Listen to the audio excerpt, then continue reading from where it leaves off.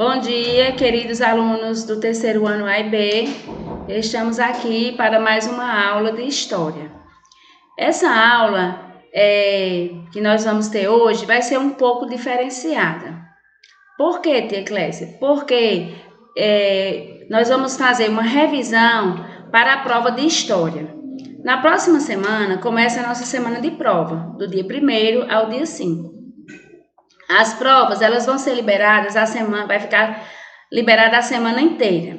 Antes de iniciar a nossa aula, eu quero orientar vocês o seguinte: como a aula de História só estreia na sexta-feira, dia 5, de preferência que vocês deixem para fazer a prova depois de assistir a aula.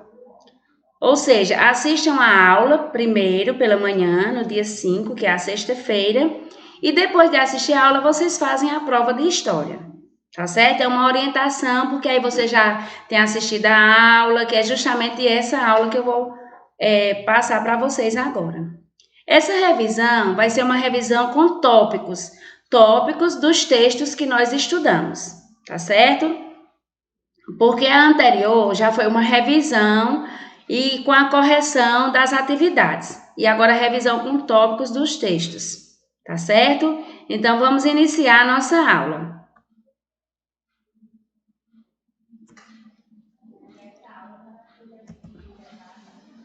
No sumário, nós temos o ponto 1, ponto 2, ponto 3 e ponto 4.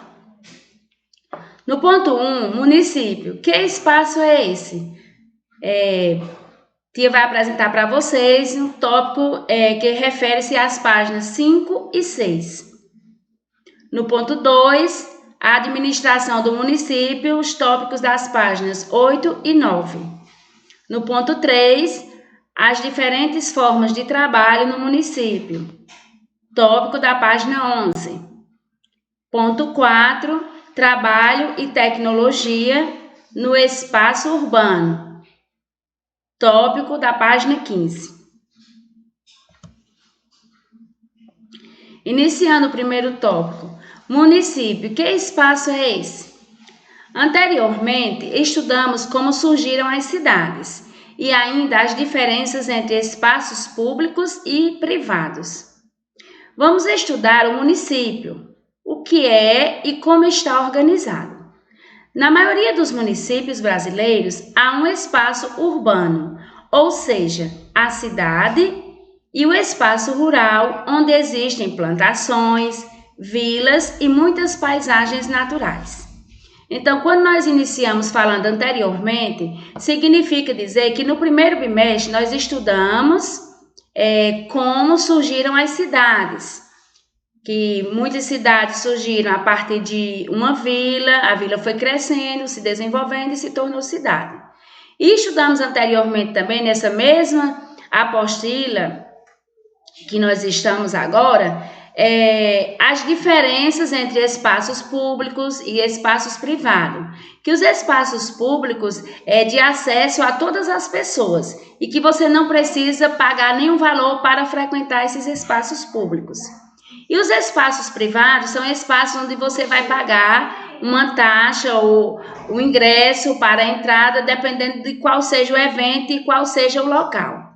E até que eu dei como exemplo entidades privadas, que são entidades particulares, e entidades públicas, escolas privadas, que são as escolas particulares, e as escolas públicas.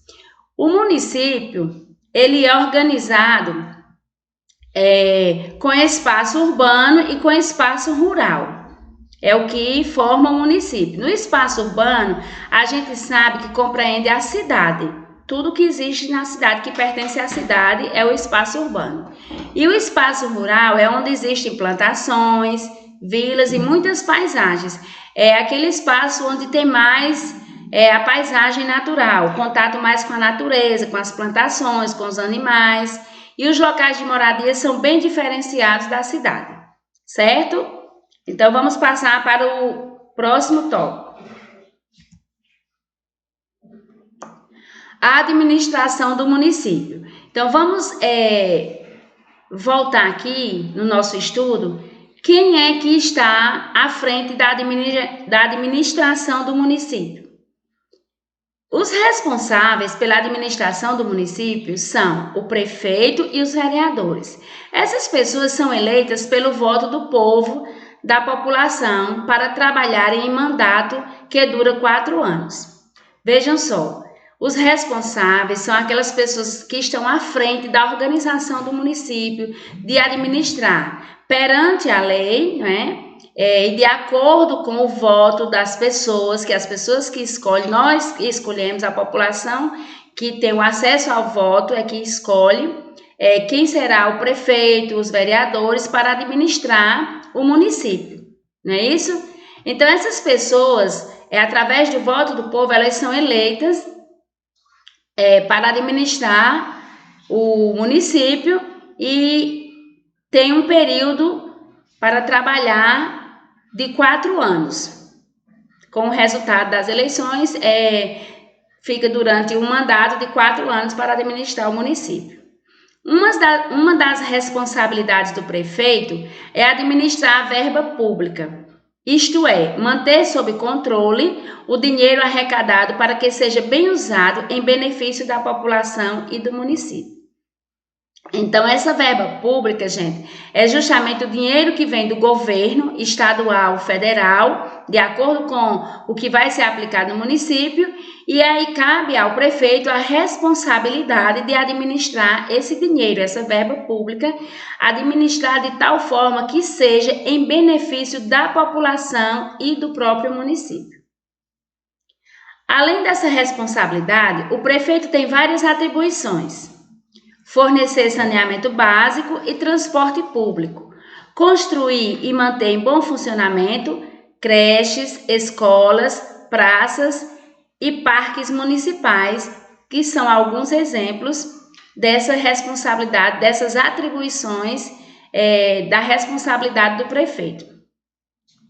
Vejamos algumas responsabilidades dos vereadores, que também são outras pessoas que estão juntamente com o prefeito para a administração do município, que também são eleitas através do voto do povo. Apresentar leis para o bem da população, mediar interesses da população perante o Poder Executivo, fiscalizar obras e serviços públicos, discutir e votar o orçamento anual do município. Então, tem que estar totalmente envolvido com os interesses da população, trabalhando sempre para o bem em prol da população do município que lhe elegeu. Isso também é da responsabilidade dos vereadores. O local de trabalho do prefeito é na prefeitura e os vereadores na Câmara Municipal. Esses espaços são públicos. Inclusive, está aberto, tem uns dias de reuniões onde as pessoas da cidade podem sentar no plenário e assistir reunião dos vereadores, o encontro que eles fazem para discutir as leis, os projetos de leis para o município. Então, as pessoas podem ter a informação do dia da reunião e podem assistir sentado lá, observando como funciona esses encontros dos vereadores, juntamente com o prefeito e outros representantes do município. Vamos agora às diferentes formas de trabalho no município, envolvendo área rural e área urbana. Em um município, existem muitas formas de trabalho que podem ser realizadas na área urbana ou na área rural. Variam de acordo com as necessidades e estilos de vida dos habitantes diferentes uns dos outros. Então, essa questão das necessidades vai de acordo com a vida dos habitantes do próprio município. E a vida dos habitantes vai variando, são diferenciados de acordo com cada família e de acordo com o padrão de vida e qual é a renda ou de onde as pessoas, as famílias se mantêm. Então, existem no município muitas formas de trabalho. E essas formas de trabalho vai variando da zona urbana para a zona rural, como também de acordo com o tamanho do município. Quanto maior o município, mais oportunidade de trabalho, maior quantidade de trabalho tem para oferecer às pessoas. Na área rural, a produção de vegetais, a criação de animais e a extração de recursos naturais são as atividades de maior destaque, onde a gente pode ver que na área rural é um trabalho voltado mais para a questão da natureza, que é a questão de produção de vegetais, criação de animais e extração de recursos naturais. Normalmente, são realizadas as mesmas atividades nos municípios, embora cada local tenha uma maneira própria de desenvolver algumas delas. Temos como exemplo a produção de hortaliças como alface, que alguns agricultores investem em uma técnica que não utiliza solo, apenas nutrientes depositados em canais de água. Isso é um sistema diferenciado de como trabalhar com produção de hortaliças. Trabalho e tecnologia no espaço urbano. Na cidade, que é a sede do município, existe uma variedade de trabalhos. Nela, as atividades são desenvolvidas de acordo com as necessidades das pessoas que vivem nela. Por isso, haverá pessoas trabalhando como motoristas de ônibus, táxi, ambulância, também prestando serviços de saúde, de beleza, de limpeza de espaços públicos ou privados. Outras na área de educação, na construção civil e etc. Enfim, existe uma grande diversidade de trabalho nas cidades. Como eu falei anteriormente para vocês, quanto maior a cidade, maior a oferta de trabalhos de diferentes modalidades, de diversas profissões.